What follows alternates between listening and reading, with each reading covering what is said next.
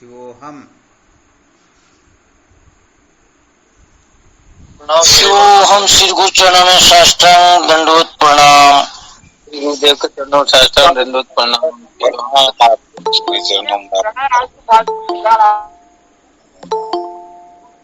स्वामी जी चरणों में कोटि कोटि प्रणाम। शिवोहम। शिवम गुरुदेव शिवम। शिवोहम। शिवम गुरुदेव चरण स्पर्श। शिवोहम। शिवम। गुरुदेव भगवान के श्री चरणों में प्रणाम। शिवोहम। शिवोहम।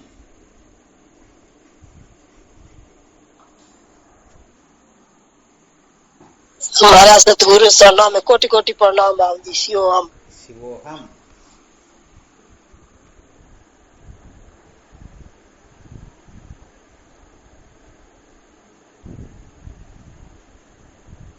क्या विषय चल रहा था अपना?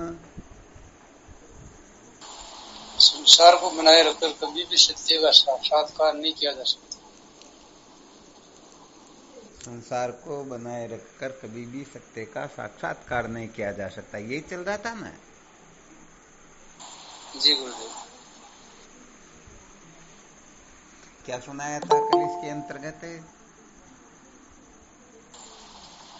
अगर गुरुदेव जिज्ञासा है तो हम सत्य का साक्षात्कार कर सकते हैं। अगर जिज्ञासा नहीं है तो कल्प कल्प तक हम सत्य का साक्षात्कार नहीं कर सकते। कभी भी सत्य का साक्षात्कार कर नहीं पाएंगे। और क्या सुनाया था?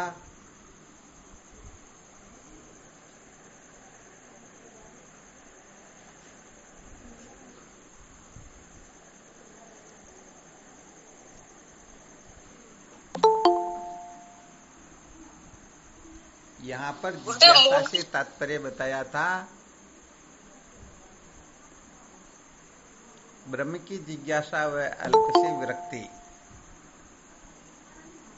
अर्थात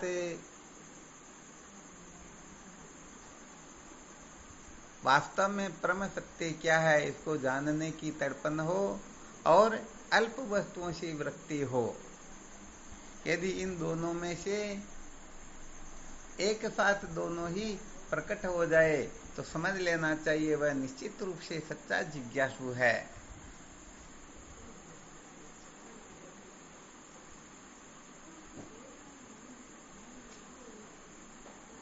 अच्छा, ये अल्प से वैराग्य और ब्रह्म तत्व को जानने की जो तड़पन है ना, ये कैसे जागृत होती है?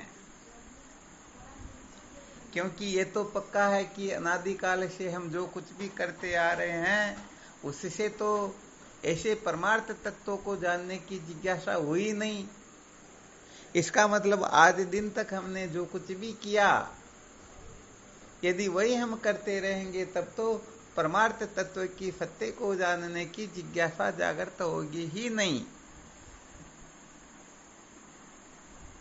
तो इसका मतलब कुछ और ही करना होगा ना। जी गुरुदेव। तो थोड़ा कोई संकेत कर सकते हैं क्या? आज दिन तक हमने क्या किया? हाँ, ऐसा सूत्र बताना जिस सूत्र से वो सारे के सारे सिद्ध हो जाए। पूरी पुस्तक का नाम बता दे तो ठीक, एक अध्याय का नाम ठीक नहीं रहता।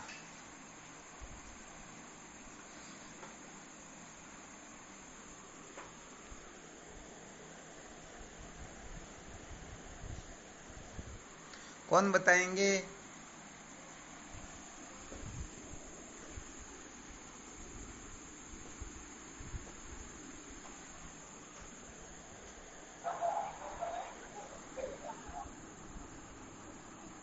प्रणाम गुरुदेव। हाँ शिवोहम। गुरुदेव आज तक हमने संसार का संग्रह किया है। संसार का संग्रह को हमें धीरे धीरे त्यागना पड़ेगा, इसको छोड़ना पड़ेगा। संसार का संग किया, संग्रह नहीं बल्कि संग ही खूब होता, ठीक है ना? जी अर्थात गुरुदेव। हमने केवल मात्र संसार को ही महत्व दिया।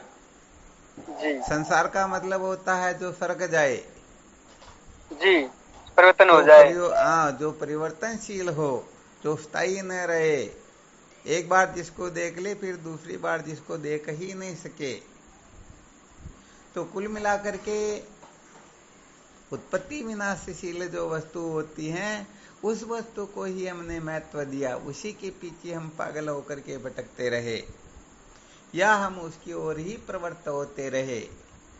और यदि इसको मूल मंत्र कहे तो हम सचमुच में अनादिकाल से अब तक बहिर्मुख ही रहे हैं। क्या रहे हैं?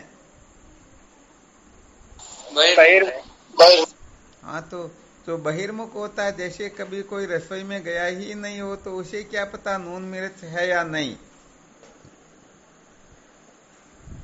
तो इसके लिए तो अंतर्मुख होना होगा ना।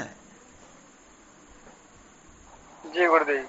जैसे हिरण्यकश्यपु हिरण्याक्ष के वध के पश्चात ये प्रतिज्ञा करता है कि मैं विष्णु को नष्ट कर दूंगा, मार दूंगा, और उसे 3 लोग चौगदय भवन में सर्वत्र ढूंढ लेता है, परंतु भगवान विष्णु का कहीं पता नहीं चलता है, क्योंकि भगवान विष्णु उस समय हिरण्यकश्यपु के हृदय में जाकर के बैठ जाते हैं। और वह तो राक्षसी प्रवृत्ति का था, अंतर्मुख क्यों होगा? अपने हृदय में क्यों संभालेगा? तो जो वस्तु जहां होती वहीं पर मिलती है या अन्यत्र मिलती है? वहीं पर मिलती है। तो वास्तव में सत्य बात यह होती है, आनंद जो होता है वो अपने हृदय में ही स्थित है, अथवा ऐसा समझना चाहिए आत्मा का दूसरा नाम ही आनंद होता है। और वह आनंद सदा सर्वदा अपने हृदय में ही प्रतिष्ठित है। जब तक हम वहां पहुंचेंगे नहीं तब तक आनंद का अनुभव होगा नहीं। परंतु हम अनादिकाल से क्या कर रहे हैं? शब्द स्पर्श रूप रसगंध, इन संसार के भोग पदार्थों में ही तो आनंद की खोज कर रहे हैं। इसके सिवाय कुछ किया क्या? नहीं किया गुरुदेव। अरे भाई, ये तो जैसे कस्तूरी कुंडल बसे मृग ढूंढे वन माई, वह कस्तूरी जो होती है ना, हरिण के नाभि में ही होती है, परंतु वह समझता है कि नहीं नहीं यहां पर है वहां पर है, ऐसे वो बेचारा दौड़ता रहता है और ऐसे ही खत्म हो जाता है। तो यहाँ पर होता क्या है कि सचमुच में उनकी नाभि में कस्तूरी है, परंतु उनको अन्यत्र बाना होता है। क्या कारण होता है इसका?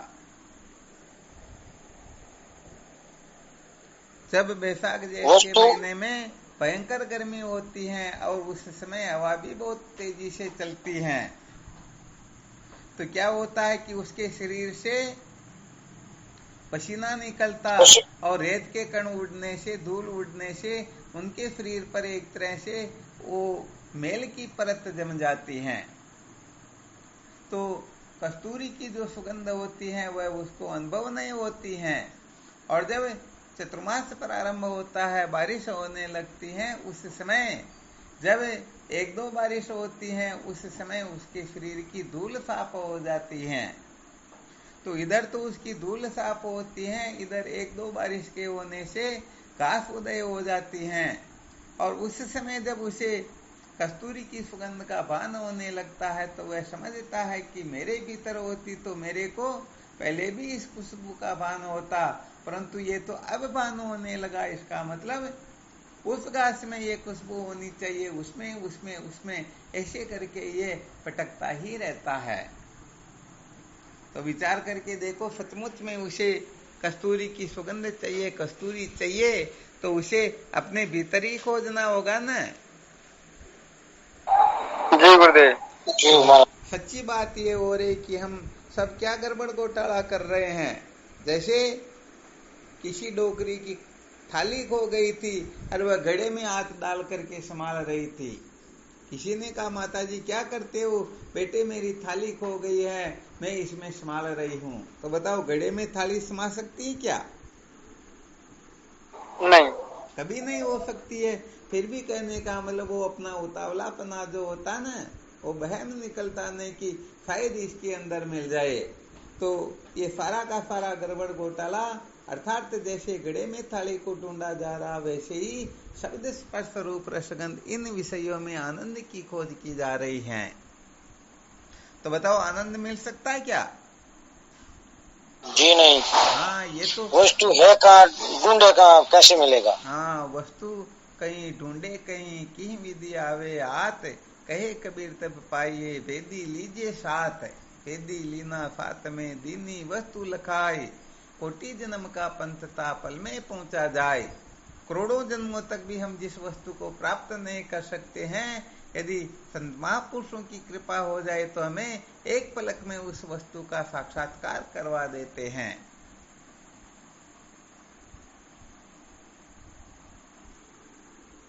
तो भाई इसके लिए तो केवल और केवल मात्र कल मूल सूत्र बताया था, जिज्ञासा ही मार्ग होता है और कोई मार्ग होता ही नहीं। हाँ यदि कोई और किसी मार्ग की कल्पना करेगा तो कभी भी उस आनंद स्वरूप परमात्मा का साक्षात्कार कर ही नहीं पाएगा। इसलिए जिज्ञासा ही उपाय है, इसके सिवाय उस परम तत्व का साक्षात्कार संभव ही नहीं है। अर्थात उसके सिवाय और कोई रास्ता ही नहीं है, कोई साधन ही नहीं है और कोई मार्ग है ही कोई मार्ग नहीं है। तो भाई यहाँ पर मूल सूत्र क्या निकला?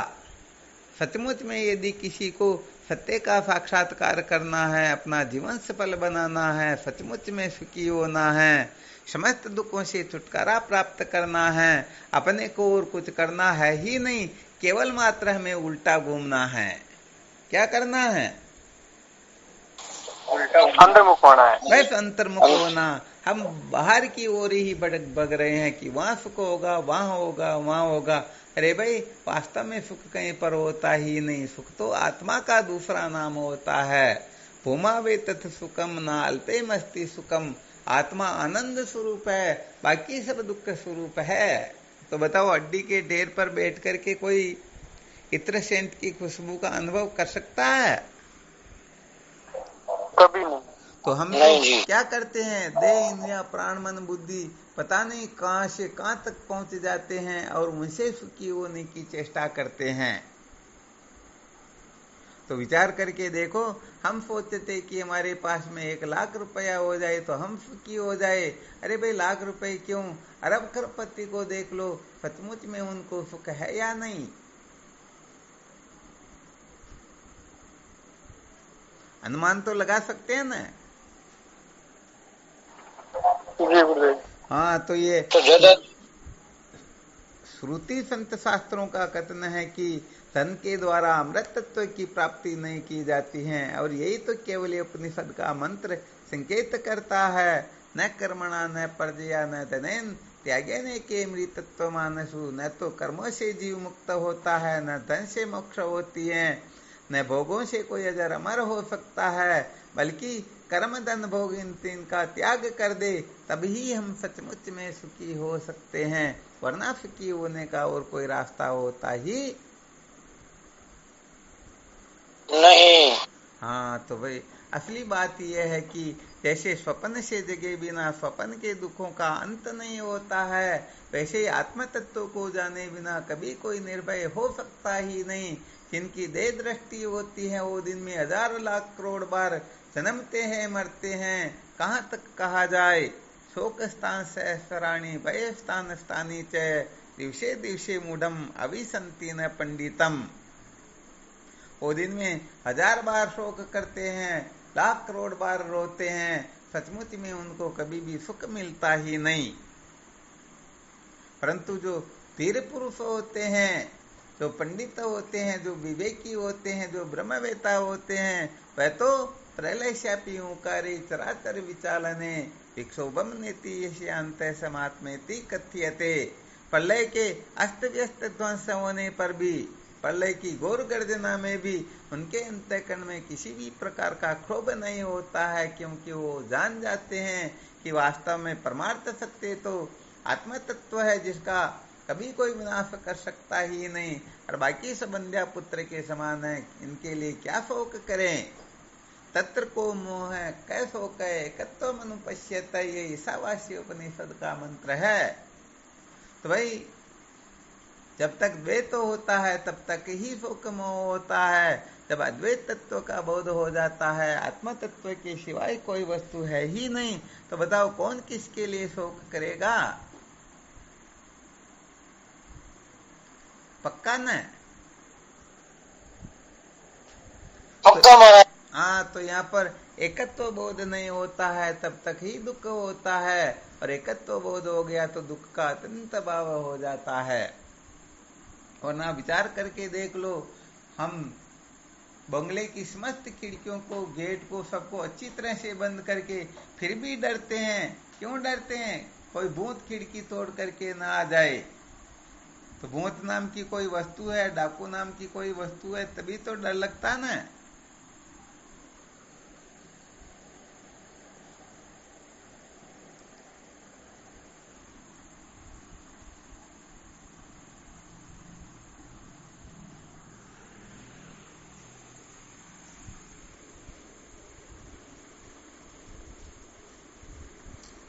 तो मूल मंत्र क्या बताया?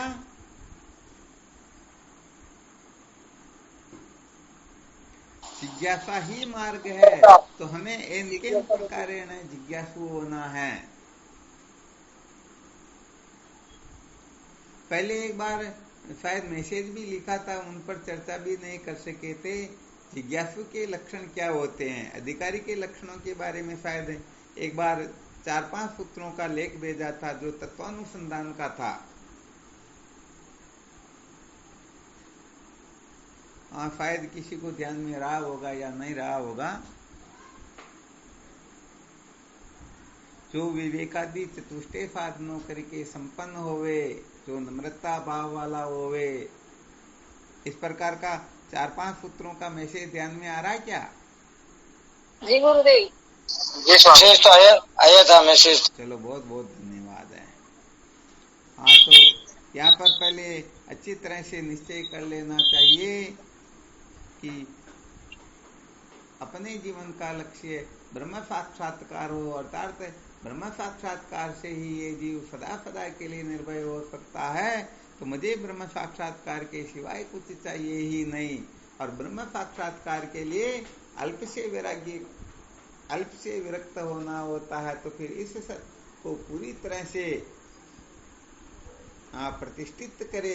और जब ऐसा होगा तो सचमुच में जिज्ञासा जागृत होगी, और जब जिज्ञासा जागृत होगी तो हम निश्चित रूप से वेदांत के पूर्ण रूप से अधिकारी हो ही जाएंगे। तो कल देखते हैं, इन सूत्रों का थोड़ा मंथन करके फिर बताना। अभी तो शायद सभी सूत्र किसी को ध्यान में है क्या? जी महाराज जी।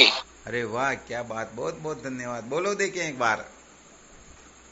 जो पुरुष विवेक आदि चतुर्थ साधनों से संपन्न होना चाहिए, उसमें नम्रता हुए, शिष्य भाव करके युक्त हुए, गुरु विषय के विषय विश्वास वाला हुए, तथा गुरु वेदांत वाक्य में विषय विश्वास करने वाला होना चाहिए, वही ब्रह्म विद्या का अधिकारी है। बहुत बहुत धन्यवाद है। हाँ, ये सूत्र अपने में ठीक तरह से प्रतिष्ठित हो जाए ना, तो फिर उनका वो ब्रह्म विचार जो अनवरत चलता ही रहेगा जब तक विद्या की निवृत्ति न हो जाए। और यदि ये सारे के सारे लक्षण पूर्ण रूप से प्रतिष्ठित नहीं है, जागृत नहीं है, तो थोड़ी देर के लिए तो कहने का मतलब ब्रह्म विचार करेगा, और आगे चल के वो फिर कहीं न कहीं पर अटक ही जाएगा। जैसे घर से हम निकलते हैं कुछ रुपए पैसे लेकर के, तो जिनके पास में जितनी सामर्थ्य होती उतनी दूरी तक तो चले जाते हैं, परंतु जब आगे का खर्चा नहीं होता तो लौट के आना पड़ता ना।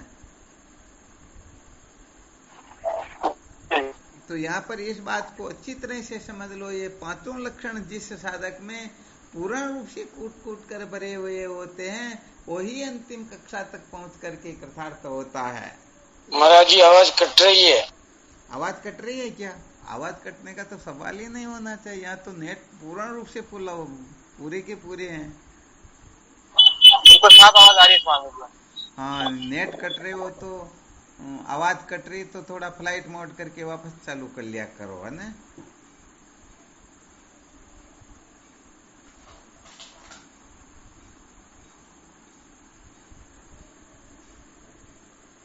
तो बस साधकों के अंतर्गत केवल और केवल मात्र एक बात ही अच्छी तरह से बैठ जाए, बस मुझे तत्व जिज्ञासु होना है।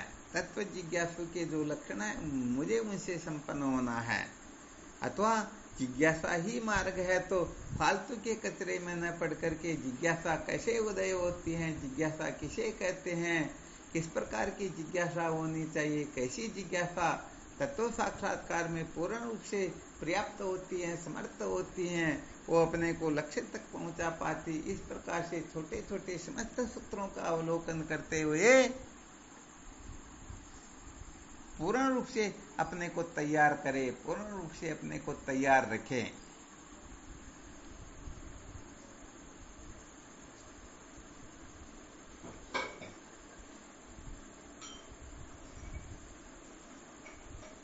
तो चलो एक सूत्र तो बताया था,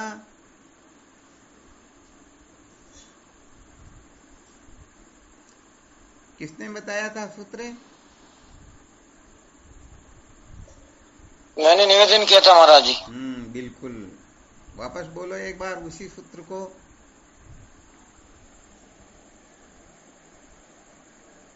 विवेक आदि चतुर्थ साधनों से एक तो संपन्न होना चाहिए। जो अपना सबसे पहले विषय चला ना, उसमें साधकों को अपना अपना पक्ष रखना था। इसके बारे में महाराज जी सबसे पहले जो शंका प्रस्तुत की गई ना, हिरण्यकश्यपु का दृष्टांत दे करके। नहीं महाराज जी, वो तो मेरे ध्यान में नहीं, मतलब ब्रह्म, हाँ ये तो आपने बताया था, ये ब्रह्म अधिकारी के बारे में बताया था मैंने तो। अधिकारी वो पहले यही चल रहा था कि जो सचमुच में ब्रह्माधिकारी ब्रह्म जिज्ञासु है, तो उनमें किस प्रकार के लक्षण होते हैं, अथवा ये ब्रह्म जिज्ञासा किसके हृदय में जागृत हो सकती है। क्योंकि पक्ष जो चला था ना, अनादि काल से हम पता नहीं कुछ का कुछ करते आ रहे हैं, फिर भी तत्व की जिज्ञासा जागृत नहीं हुई, फिर भी हम कृतार्थ नहीं हुए। तो इसका क्या कारण है, क्या रहस्य है, कहां पर गलती हो रही थी? इस वक्त तो बताया था हम बहिर्मुख हो रहे, अंतर्मुखी नहीं होने की वजह से। बस बात यही थी। अर्थात बहिर्मुख होने का मतलब हम संसार की ओर मुख करके दौड़े जा रहे हैं, तो आगे क्या मिलेगा? संसार ही तो मिलेगा ना। बस यही कारण होता है कि ये तत्व की जिज्ञासा जागृत नहीं होती है। हम सचमुच में आनंद स्वरूप जो परमात्मा है उसका सम्यक प्रकाश से साक्षात्कार नहीं कर सकते हैं। क्योंकि हिरण्य तो बहिर्मुख होकर के भग रहा था, अंतर्मुख थोड़े हुआ था।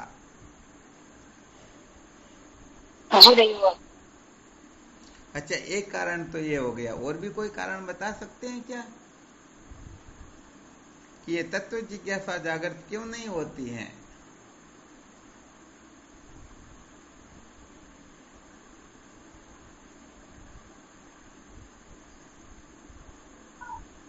महाराज जी अल्प कोई मान लेते हैं, उसमें संतोष कर लेते हैं। क्या बात है, बहुत गजब, बहुत अच्छी बात है। क्योंकि अल्प को अल्प जानने वाला ही तत्व जिज्ञासु हो सकता है, और जो अल्प को मान समझ लेता है तो उसकी जिज्ञासा जो है सदा सदा के लिए नष्ट हो जाती है, शांत हो जाती है, फिर जिज्ञासा रहती ही नहीं।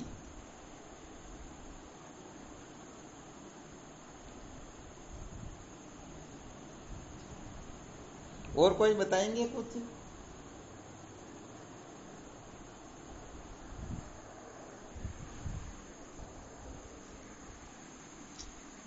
वैसे देखा जाए तो जिनके जीवन का लक्ष्य ठीक ठीक नहीं होता ना, उनके सामने अनेक प्रकार की कठिनाइयां आती हैं। कोई पीर करने का मतलब इसके बदले में ये, इसके बदले में वो, ऐसे ऊंचे नीचे करने में वही लगे रहते हैं। कि इसे नहीं तो इसे काम चला लेंगे, इसे नहीं तो इससे काम चला लेंगे। आ गया ना समझ में?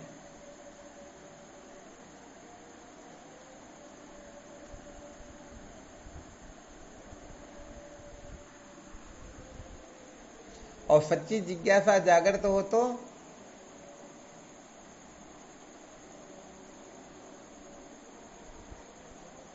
फिर वह विकल्प खड़ा थोड़े करेगा कि इसके बदले में, ज्ञान के बदले में भक्ति से चला ले, कर्म से चला ले, समाधि से चला ले, इसे उससे काम चला ले, ऐसे चलाएंगे क्या?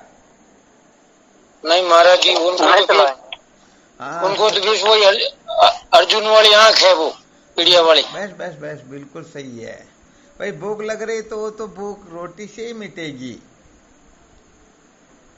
और दूसरी तीसरी बात से तो भूख निवृत्त होने वाली है नहीं।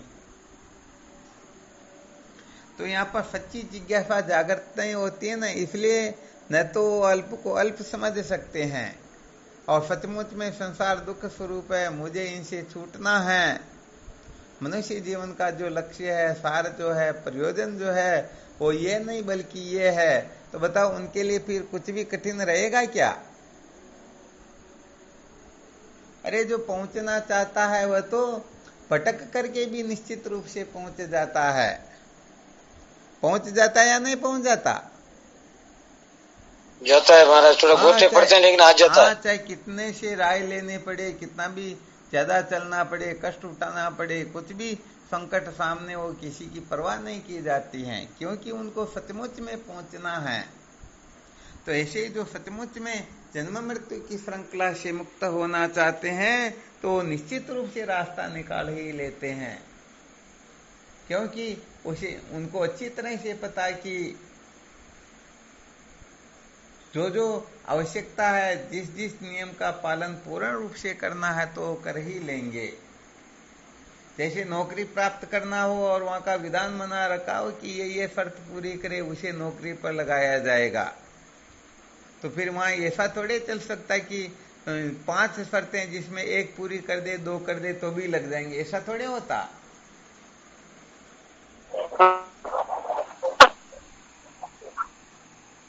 अच्छा, आवाज तो आ रही है ना? जी महाराज जी, आ रही। तो कुल मिलाकर के जो ये निश्चय कर लेता है, मुझे इसी जन्म में आत्मलाभ प्राप्त करना है, अविद्या के बंधन से छूटना है, तो फिर वेदांत शास्त्रों का कथन होता है कि चतुष्टय साधन संपन्न होना आवश्यक है। तो निश्चित रूप से चतुष्टय साधन संपन्न होने में पूर्ण रूप से अपनी शक्ति को उसी तरफ लगा देता है ना।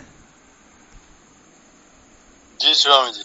और जिनको अविद्या के बंधन से ही नहीं छूटना, वो तो भले कुछ भी करके, टाइम पास करके, फिर अपने क्षेत्र में ही तो लगेंगे ना जी। इसलिए कुल मिलाकर के संसार जब तक दुख रूप प्रतीत नहीं होता है, या समझो संसार से ठोकरें नहीं मिलती हैं, अपमान नहीं मिलता, तिरस्कार नहीं मिलता है, फटकारें नहीं मिलती हैं, संसार से धोखा या धक्का नहीं मिलता न, तब तक सचमुच में संसार के बंधन से छूटने की तड़पन ही जागृत नहीं होती है। इसीलिए तो हमारे महापुरुषों ने 4 आश्रमों का जो वर्णन किया गया है, तो ये गृहस्थ आश्रम को पहले रखा गया है। और गृहस्थ का मतलब क्या है? जो ग्रसे हुए हैं, और जो ग्रसे हुए हैं उनको तो दिन में 1000 लाख करोड़ बार रोना, हंसना, दुखी होना पड़ता है या नहीं पड़ता? जी स्वामी जी, होना पड़ता है। तो इसे क्या होता है? दुखों का अनुभव होता है, तो वो समझ जाते कि सचमुच में इस संसार में सार है नहीं।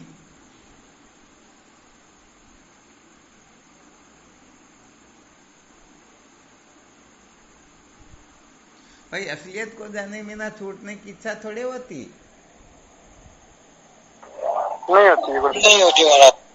हाँ, कहते ना भाई, काट की अंडी एक बार ही चढ़ती हैं।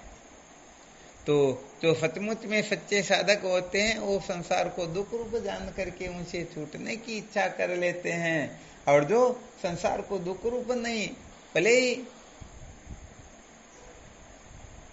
धक्के लग रहे हैं, फिर भी हम तो तमाशा तो देखेंगे ही देखेंगे, तो उनको वैराग्य थोड़े होगा?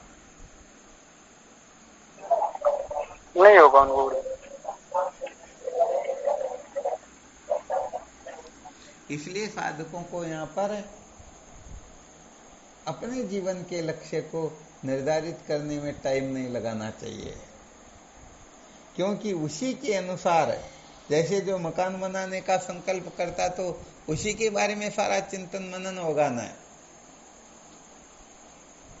निश्चय तो क्या मकान बनाने का, और मोटर के बारे में संकल्प विकल्प थोड़े चलेगा।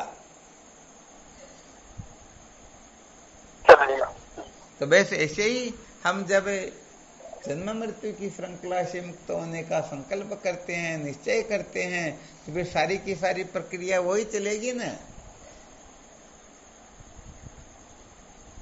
हाँ, ये बिल्कुल पक्का। यदि हम ऐसा कर लेते तो मोक्ष के साधनों से संबंधित ही सारी की सारी चर्चाएं चलेगी, फिर शादी विवाह की चर्चा नहीं उठेगी अपने मन के भीतर। और शादी विवाह करना तो मोक्ष के लिए संकल्प विकल्प थोड़े होगा।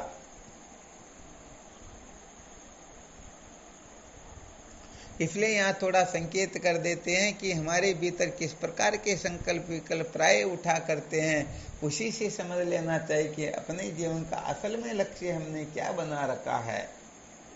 बार बार हमारा चित्त किस ओर आकृष्ट होता है, किसका चिंतन करता है, किसको महत्व देता है, किस ओर प्रवृत्त होता है, ये सचमुच में करना क्या चाहता है, इसी से तो पता चलता ना कि ये संसार की ओर जाना चाहता है तो संसार से मुक्त होना चाहता है।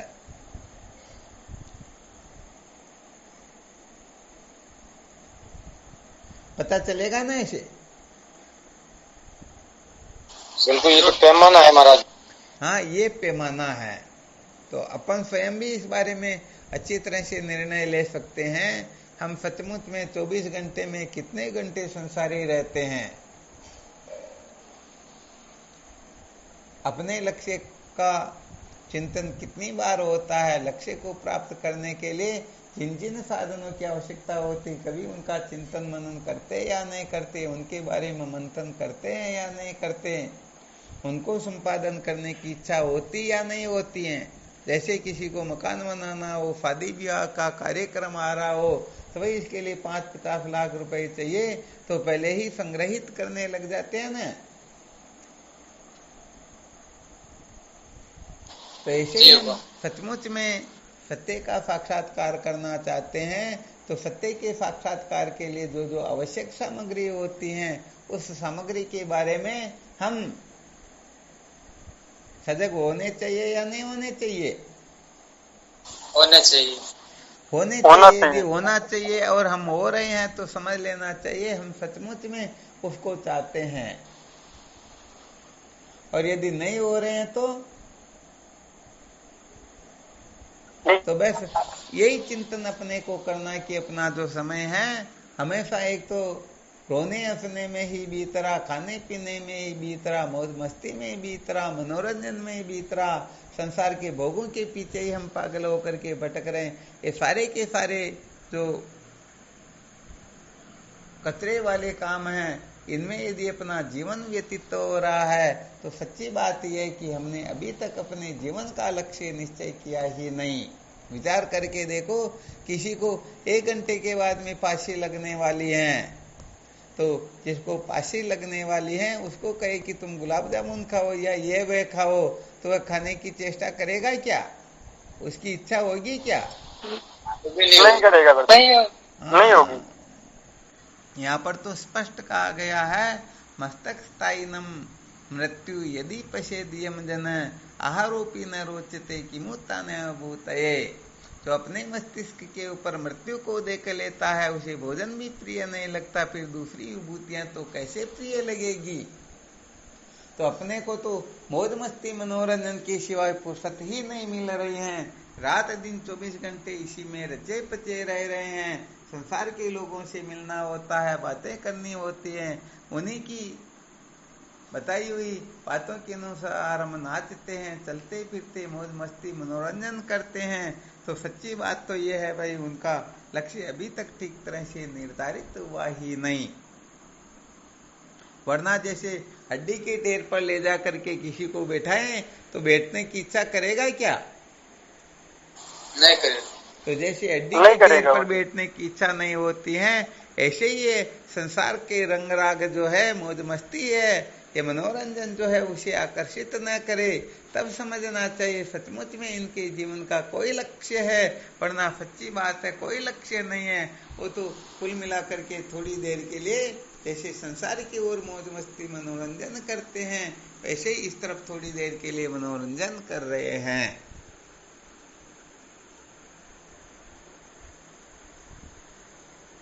तो कुल मिलाकर के जिनको संसार प्रिय लगता है वह संसार की ओर जाएगा, जिनको सत्संग प्रिय लगती वह सत्संग की ओर ही प्रवृत्त होगा। तो कुल मिला के अपने को मंथन करके देख लेना कि हमारी स्वतः प्रवृत्ति सत्संग की ओर है अथवा संसार की ओर है। हम संसार के लिए सत्संग का त्याग कर देते हैं अथवा सत्संग के लिए संसार का त्याग करने की सामर्थ्य रखते हैं, तो पता इससे अच्छी तरह से चल जाएगा हम सचमुच में कितने प्रतिशत जिज्ञासु हैं, कितने परसेंट हम संसार के दुखों से मुक्त होना चाहते हैं।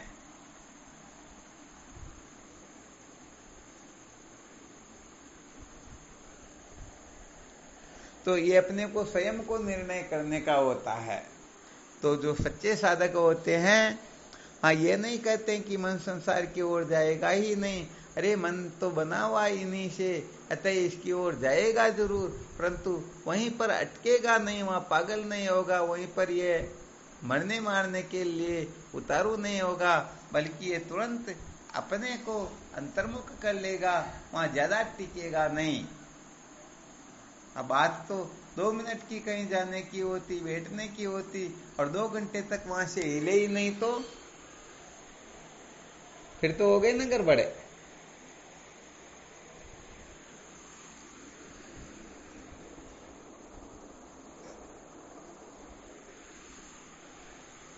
तो जिज्ञासु को सर्वाधिक यही मंथन करना चाहिए कि हम बहुत अधिक बहिर्मुख तो नहीं हैं।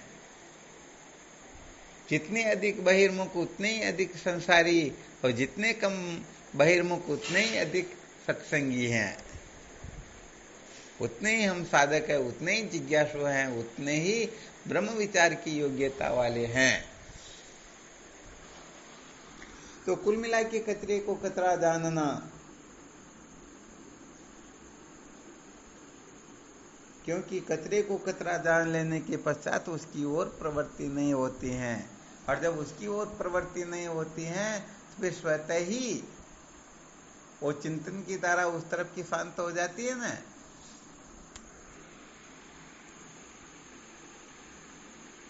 महाराज जी,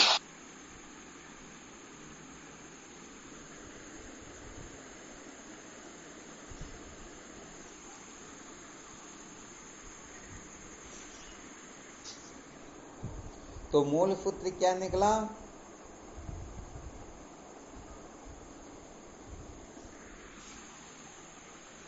हमें संसार को महत्व नहीं देना चाहिए, अल्प को महत्व नहीं देना चाहिए। बस ये कब हो सकेगा?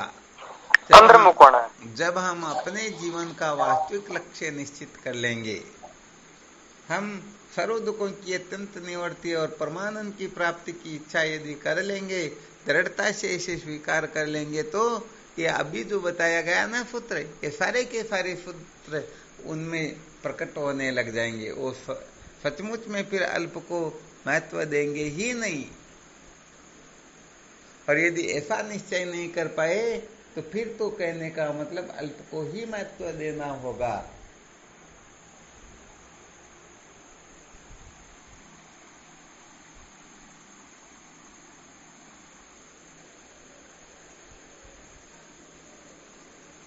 तो बस सत्य का साक्षात्कार अपने को करना है या नहीं, इसी जीवन में हमें आत्मलाभ प्राप्त करना है या नहीं, ये जन्म मृत्यु की श्रृंखला से छुटकारे की इच्छा है या नहीं, इन सारी बातों का मंथन करते हुए फिर निर्णय ले लेना चाहिए। हम सचमुच में सच्चे मुमुक्षु है तो बाकी सारे साधन स्वतः ही प्रकट होने लग जाएंगे, और सच्ची मुमुक्षुता नहीं है तो सच्ची बात यह है कि कभी छोड़ेंगे, कभी पकड़ेंगे, कभी क्या, ऐसे ही जीवन अस्त व्यस्त होता रहेगा।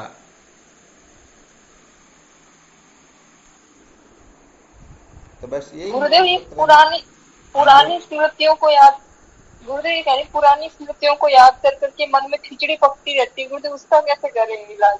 हाँ, वैसे देखा जाए तो इसे कसाय दोष कहते हैं, इसे भूत प्रतिबंधक भी कह सकते हैं। इसीलिए सबसे पहले इनको अच्छी तरह से निकालना चाहिए। ये जब तक रहते हैं ना, इसीलिए बहुत पहले इसी विषय पर चर्चा चली थी ज्ञान के जो प्रतिबंधक होते हैं सबसे पहले उनको अच्छी तरह से निराकरण कर लेना चाहिए। उनका जब निराकरण हो जाता है तो फिर ब्रह्म विचार बिल्कुल सहज रूप से होने लगता है।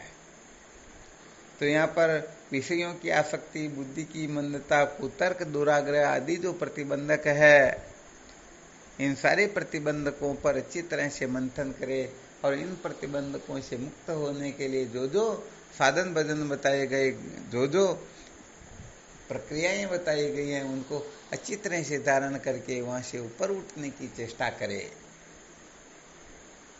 ये 4 प्रकार के प्रतिबंधक जो है ये ज्ञान की ओर प्रवृत्ति ही नहीं होने देते हैं।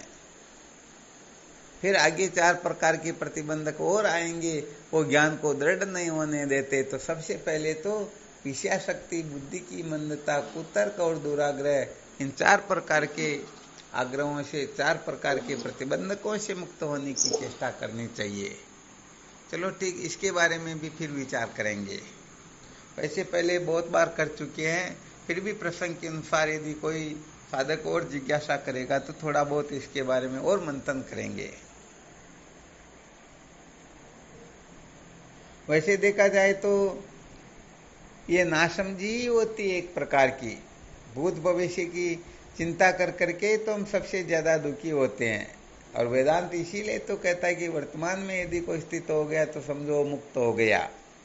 तो वर्तमान में कोई स्थित नहीं हो पाते और भूत भविष्य का इतना चिंतन करते हैं कि पहले ये किया था और अब ये करेंगे, ये दिमाग से निकलता ही नहीं।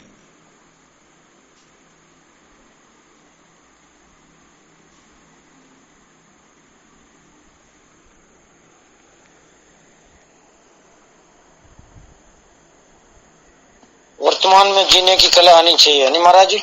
हाँ बिल्कुल, वर्तमान में स्थित रहने का मतलब मैं अद्वितीय ब्रह्म हूं, बस। जो ब्रह्माकार वृत्ति होती है ना, सहज जो स्थिति होती है, तो बनने से पहले, बिगड़ने के बाद में जो होता है उस तत्व में स्थित होना ही वर्तमान में स्थित होना होता है।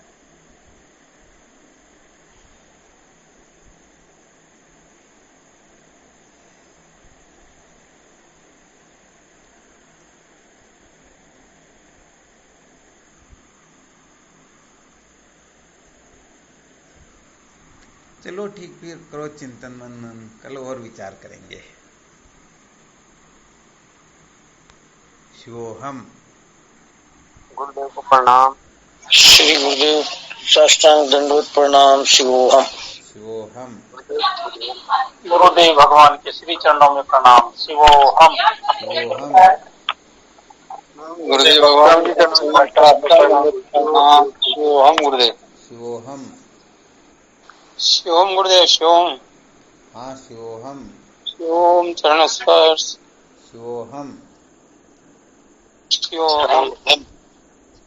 श्री गुरुदेव के चरणों में साष्टांग दंडवत प्रणाम। शिवोहम। शिवोहम।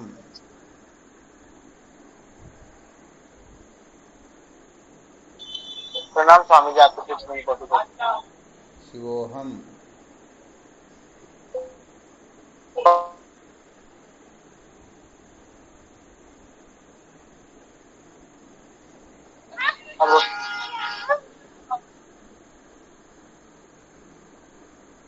प्रणाम गुरुदेव। शिवोहम। शिवोहम। स्वामी जी चरणों कोटि कोटि प्रणाम। शिवोहम। महाराज सतगुरु चरणों में कोटि कोटि प्रणाम बाबू जी। शिवोहम। शिवोहम।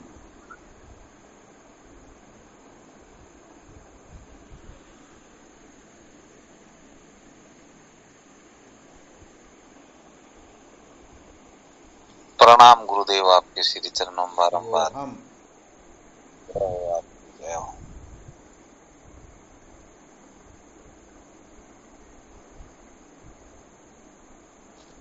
कोटि कोटि प्रणाम स्वामी जी, आपके श्री चरणों में। शिवोहम।